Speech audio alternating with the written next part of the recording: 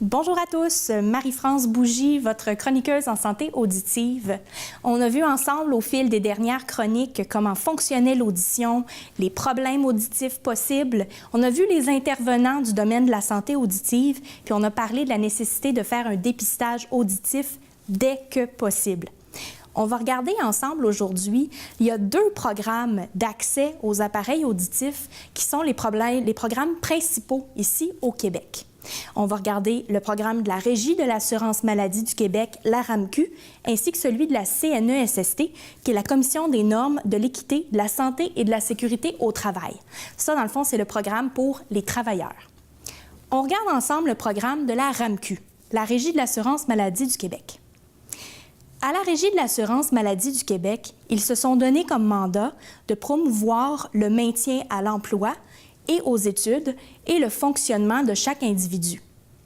Donc, eux, ce qu'ils ont décidé de faire, c'est que les gens qui travaillent et les gens qui sont aux études, de même que les enfants, évidemment, ont droit à 2 prothèses auditives défrayées, donc payées par le gouvernement, par la Régie de l'assurance maladie.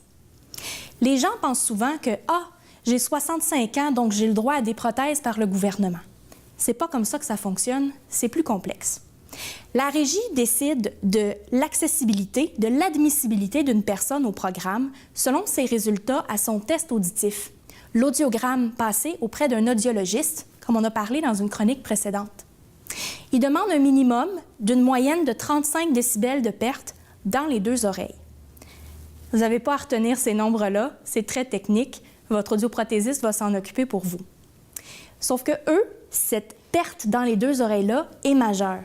Ce qui veut dire que si vous avez une grosse perte dans une oreille et une perte légère dans l'autre, la Régie ne paiera pas d'aide auditive pour vous. En général, dès qu'on est admissible, à moins d'être étudiant ou travailleur, le gouvernement va payer une seule aide auditive. Pourtant, les gens ont besoin de 2 prothèses. Ça, c'est une autre question qu'on va traiter dans une autre chronique. Donc, si vous êtes retraité ou encore que vous ne travaillez pas présentement et que vous rencontrez les critères d'admissibilité, de 35 de moyenne dans les 2 oreilles, le gouvernement va payer une prothèse auditive pour vous. Le gouvernement détermine une liste de prothèses auditives qu'il regarde avec les manufacturiers de prothèses qui sont disponibles au Québec.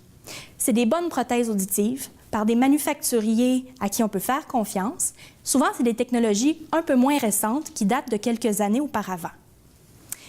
Sur cette liste-là, l'audioprothésiste va déterminer avec vous quelle prothèse convient à votre condition auditive et à vos besoins.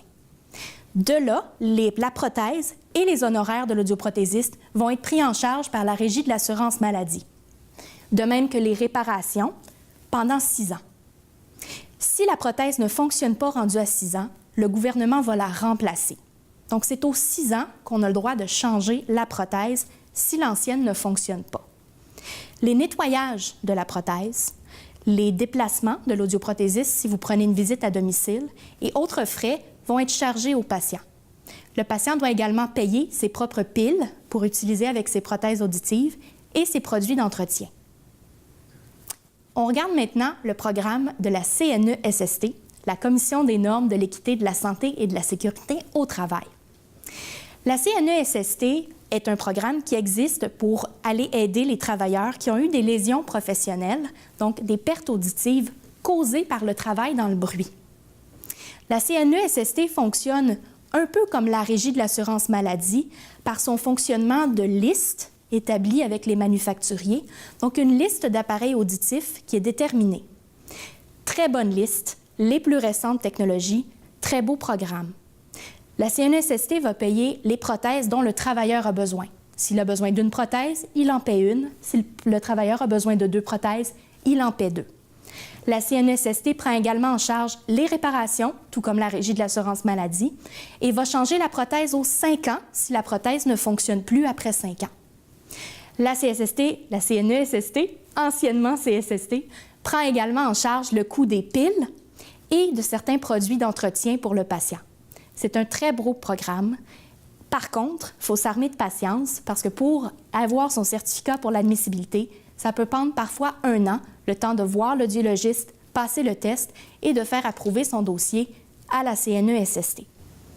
Dans la prochaine chronique, on va regarder ensemble comment trouver le bon audioprothésiste, la perle rare qui va pouvoir vous accompagner tout au long de vos démarches en santé auditive. Bonne semaine!